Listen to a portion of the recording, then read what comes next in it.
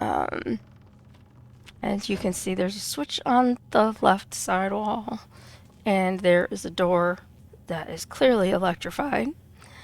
If you look up and around, you can see the wires connecting the two. Wonder what I'm supposed to do with that. So you can jump up here, climb up onto the old-fashioned potties. There's shells, which I'm too short to get to. Some places you can grab onto those. In this instance, again, because I've been through this particular part, I know I need to move this into where I can grab that switch. Now, I'm going to intentionally make a mistake on the next part so you can see what's in there. The light goes out, and I'm going to run over to that door that was electrified, and I can now slip through. This room is really a cool room.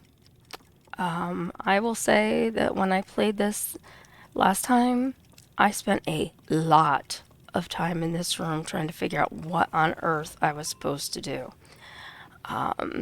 There's a lot of fingerprints and things like that on the wall, which sometimes are an indicator of something. If this means anything, I have yet to figure it out. I've tried pushing on it and any moves that I have available to me. It's kind of like a playroom. As you can see, there's teeter-totters and blocks, which you can run through and knock over and pick up and throw. There's some swings. You can pull out some of these drawers. I don't remember which ones offhand. And climb up. That one, it doesn't. They kind of fool around with you a little bit as to what you can and can't open and climb up on. Sometimes I've noticed it'll sort of glitch out a little bit. So, you can spend a lot of time in this room because it is very deceptive. We've got a merry-go-round, but if you actually grab onto, you can make it spin. You can get on it and ride around on it when it's spinning, which I think is kind of fun. And I broke the train, which is fine because it makes noise. And if you're in here a long time and you don't know what you're doing, you will probably be like me and get a headache from the train. So as you can see, there's another door, electrified. And you can see that there's some pipes running around. And again, you are trying to figure out how in the heck you get through that door because there does not appear. Nice ashtray in the playroom, by the way. You can figure stuff out. So I spent a lot of time playing around with this teeter-totter, seeing if that had anything to do with it, playing around with the swings. Now I'm going to see if this works. I'm going to throw the ball out of the way or move the ball. You can kick it too. As you can see, there's handprints on the wall. Open the drawer, climb up, and climb up. And I'll turn on my little light. There's not really anything up here but a bunch of toys and this handy dandy little hole in the wall, which you can crawl through. And we end up back in here. Now, luckily for me, this is where I left it. So after you've spent all that time kind of messing around in the other room trying to figure out why you can't get out that door and turn off that electricity, you will eventually realize that you have to do it here and then use your, and I'm failing at this right this moment, your speed running abilities and some jumping abilities over toys and things that you've knocked over previously. Here, I tripped. And then you can get through this door pretty much just in time, as you could see before. It gets the electricity turned back on. It's also very interesting. I'm going to hide. And you can see the eyeball light going around, and you notice there are several dusty, charred bodies on the ground. Does not bode well for my little character. You'll see this guy, eyeball, whatever you want to call it, in several different places.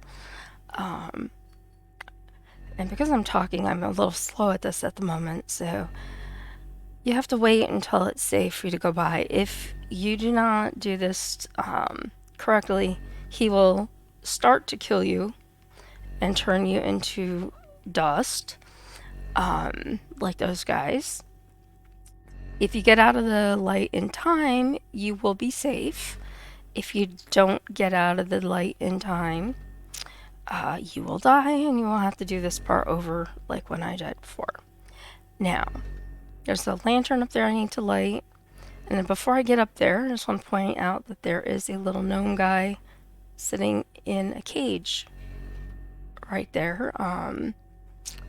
So can't get into there from here. There is no entrance that I have found over here. You can kind of see through around the side scrolling wall into the next room on occasion. Luckily for me, I have discovered that get my hands back on the right keys. I do not get killed by that guy once I am over here. So I can kind of move around safely. I can light my little lantern. And then I have to kind of climb up and around. Now, I'm not going to go up there yet. Turn on my light. I come down here. And you can see the little gnome guy just ran through the cage. So I'm going to follow into this tiny little closet of a room. There's another lantern. And again, I don't know exactly what happens. You hear the little chimes going, but he will become my friend. I've tried climbing and jumping on some of the things in here in the past. I'm not going to do it right now, but nothing really else in this room besides following him and hitting that lantern that I have found without cheating and looking up, what I'm missing. Maybe once I've actually made it through the game, then I'll go back and do some reading and say, oh, how did you miss that? Or, what's going on? How did you not see that? Or, oh, that's what that meant when I broke that statue. So, now I'm going to go back up here and check out the area above. I am safe from him, like I said, up here. You've got doors here. Again, none of which in my first time through here I was able to figure out how to open. Usually the doors you can open that I came across had the handle like the one I jumped on from the chair earlier. And then we have a really creepy bedroom with the eye. More puddles on the floor. Lots of handprints. Sometimes it behooves you to shut the door. Sometimes it does not. And this one it will not let me. Oh, here we go. As you can see, here's a statue. I'll pick it up. Set it down. As you see the little sparkles again, something happens as far as, I don't know if it's health or what. Every time I see these, I want to try to do something because some places they mean stuff and other places they do not appear to mean stuff. I tried crawling around under here. Have not really found anything. You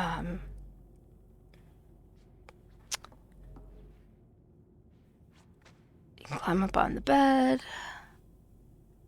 Look, now I kind of was floating. That was a cute little mistake, I think. Otherwise, pretty interesting mattress movement. Again, other than the painting of the eyeball, it looks like there should be something there that I can't figure out. I don't really see anything else in this room, so it's kind of interesting lighting effect there. Like I said, I know eventually I will go and read up on this and go, what did I miss? These boxes I have discovered something about, but I'm not going to really go into that right now. And since I can't figure out how to open any of these doors, if they open at all, I'm going to go to this side now. And this is an interesting room as well. The door slams beside you, and here is our boss monster guy.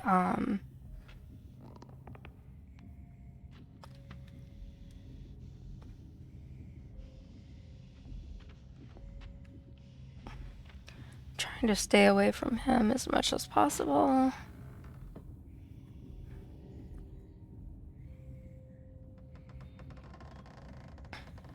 And I'm being quiet like he can hear me talking.